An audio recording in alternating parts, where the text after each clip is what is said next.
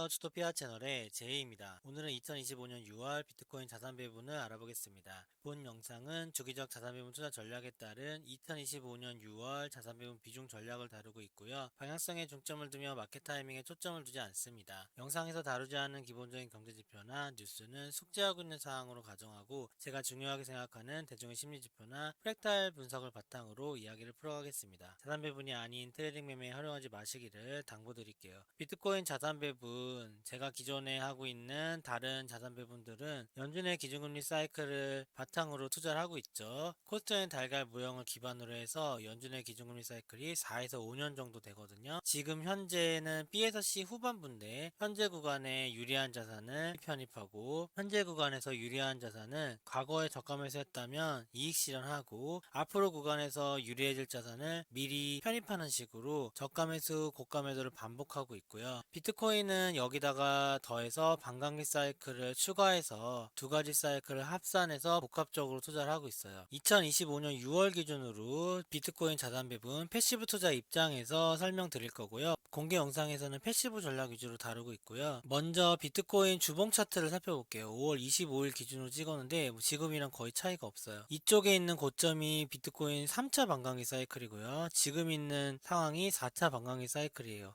4차 반감기 사이클은 아직 안 끝났고요. 3차 반감기 사이클에서 저는 20년 말에 편입을 했고 21년 말에 팔게 됐어요. 대략 2만 불 정도 편입을 해서 5만 불 정도에 팔았던 것 같아요. 이때는 비트코인 투자를 처음 경험해본 시기라 물량이 그래도 제가 생각했을 때는 비중을 많이 실었지만 충분치 않았는데 이번에는 제가 반감기 사이클 제대로 투자하자 해서 이렇게 하락장 바닥 부근에서 매집을 다 했죠. 평단은 3만 불 정도고 여기서 매집을 하고 23년 초에 비트코인 투자 일지라고 유튜브 공개 영상으로 올리기 시작을 했고 몇 번 올리다가 투자 일지는 안 했지만 그래도 비트코인 투자에 대해서 계속해서 여러분들에게 알려드렸고요. 이때 당시에는 비트코인 얘기를 할 수가 없는 상황이에요. 뭐 잃은 사람도 많고 아무도 관심 없기 때문에. 근데 저는 23년 초부터 23년에 최고 수익 자산은 비트코인이 될 거라는 골드만삭스 보고서도 소개해드리고 나름의 소개를 해드렸고요. 당시에 저를 따라서 편입을 하시게 된 투자자분들은 많이 수익이 난 상황이죠. 근데 본격적으로 많은 분들이 들어오신 구간이 24년 초에 정고점을 살짝 돌파하면서 이때쯤에 많이 들어오셨고 여기서부터 수개월 동안 불플래그 패턴의 하락 조정이 지속됐기 때문에 이때 당시에 사자마자 물리고 그랬었어요. 작년에 유튜브 멤버십을 24년 4월인가 서부터 했는데 그때 비트코인 하락할 때부터 바이더딥 말씀드렸고 대략 5만 7천 불 이하에서 사자고 계속 말씀드렸어요. 8월 달에 폭락이 있었을 때는 5만 4천 불 정도에서도 바이더딥 말씀드리고 그리고 앞으로 미국 대선에서 트럼프가 이길 거라고 멤버십을 통해서 알려드렸었고 그 이후에 트럼프가 당선되자마자 급상승을 할 때 이때도 6만 4천 불 마지막으로 해서 포모 방지용 마지막 매수 구간 알려드렸었어요. 그렇게 된 이유가 이제부터 쭉 올라서 더 벌 수 있지만 이렇게 높은 데서 비트코인을 처음 편입하시는 분이 매집을 하면 결국에는 나중에 꼭대기에서 못 팔고 하락장을 맞아서 손해가 나기 때문에 저는 6만 4천 불을 마지막으로 알려드렸었고요. 뒤늦게 편입하시고 싶어 하시는 분들은 7만 불에 편입할 수 있게 마지막 공지를 해드렸죠. 저는 그 이후서부터는 신규 매수는 공식적으로는 추천 안 해드리고 있어요. 하지만 25년 4월달에 하락했을 때는 홀드 말씀드렸죠. 팔지 말고 기다리자. 저도 비트코인이나 알트코인 물량 하나도 팔지 않았고 오히려 조정하는 시기에는 알트코인을 더 모았어요. 그런 부분을 다 말씀드렸었고 지금은 이제 상승의 수확을 기다려야 되는 시간이죠. 패시브 투자 입장에서 살펴보면 오히려 간단하게 투자할 수 있거든요. 패시브 투자자는 반감기에 하락장 초반에 사서 상승장의 후반에 파는 걸 목표로 하면 돼요. 제가 여기서 비트코인을 많이 편입했을 때도 그런 상황에서 한 거고요. 여기가 하락장의 마지막 상승장이 변환되는 시점이죠. 하락장이 어느 정도 진행되고 카피큘레이션이 끝난 다음에 바닥에서 횡보하고 있던 시절에 편입을 조금씩 해나갈 수 있는 거예요. 이렇게 상승을 하게 되면 전고점 전에는 물량을 늘려도 돼요. 여기까지는 물량 늘리기 좋았죠. 이때만 했어도 금방 2배가 오르고 그랬었죠. 다음에 투자하실 때도 반감기 하락장에서 횡보가 지난 다음에는 전고점 전에서는 매집을 해도 되겠다. 그런 식으로 알고 계시면 돼요. 저는 이번에 그렇게 한 거고요. 상승장이 언제 끝나는지 정확하게 모르지만 금리 사이클도 고려한다 했죠. 금리 사이클에서 경제이익 C가 프랙탈 분석으로 10월 정도 예상하고 있잖아요. 그래서 10월 전후에는 뭔가 이벤트가 있을 수 있다. 그게 비트코인의 하락장이 촉발되는 계기가 될 수 있다. 과거에는 왜 이렇게 하락장이 시작됐을까요? 비트코인 반감기 사이클로 봐도 딱 이때까지가 고점이긴 했어요. 21년 말까지. 근데 여기서 하락장이 시작된 계기는 미국의 금리 인상이었죠. 미국이 앞으로 금리 인상을 상승할 거라는 거랑 물가가 많이 높았었고요. 그것 때문에 하락을 한 거고, 이번에도 어떤 계기가 있을 거예요. 주봉 차트에서 제가 이렇게 표시해 놓은 부분 설명드리면, 아래쪽에 있는 차트가 글로벌 MT거든요. 위에가 BTC인데, 글로벌 MT를 BTC가 대략 11주 정도 평균 후행해서 따라가고 있는데, 무조건 100% 따라간다는 건 아닌데, 금리 사이클의 어떤 기간에는 글로벌 MT의 영향을 위험자산이 많이 받는 기간이 있어요. 그때가 바로 A에서 B, B에서 C 구간이죠. 금리 인하기 사이클 때가 그런 거죠. 비트코인이 지금 금리 인하기 사이클 A 금리 고점 전후서부터 지금까지는 글로벌 MT를 거의 완벽하게 후행해서 따라왔거든요. 글로벌 MT의 상승률보다 더 높은 상승률로 오르기 시작했죠. 그게 24년 초부터 그런 거니까 A 이후부터 상승률이 높아졌다고 볼 수 있겠죠. 글로벌 MT가 상승한 구간은 이렇게 붉은색으로 표시하고, 하락하거나 횡보한 구간은 푸른색으로 표시하면, 비트코인도 상승한 구간 붉은색, 푸른색으로 하락한 구간을 표시하면 이 박스를 그대로 옮겨 적은 거예요. 다르게 적은 게 아니라, MT가 상승하는 구간 1번 구간에는 비트코인 상승했고, MT가 횡보 조정했던 구간 비트코인도 횡보 조정, MT가 상승한 기간 비트코인 상승했고, 여기서 급하게 상승한 거 보이죠? 금리 고점이 지난 다음에 이런 일이 일어났다는 거예요. 그 다음에 MT가 횡보할 때는 비트코인도 횡보, MT가 상승할 때는 비트코인 상승. 이때는 첫 금리 인하 B가 일어난 직후였죠. 더 가파르게 상승한 거 보이죠? 그리고 MT가 횡보하니까 비트코인 횡보, MT가 증가하고 있고 비트코인 상승하고 있어요. 그럼 지금은 비트코인은 어디까지 상승할까요? 제가 봤을 때는 이 3번과 5번의 상승장보다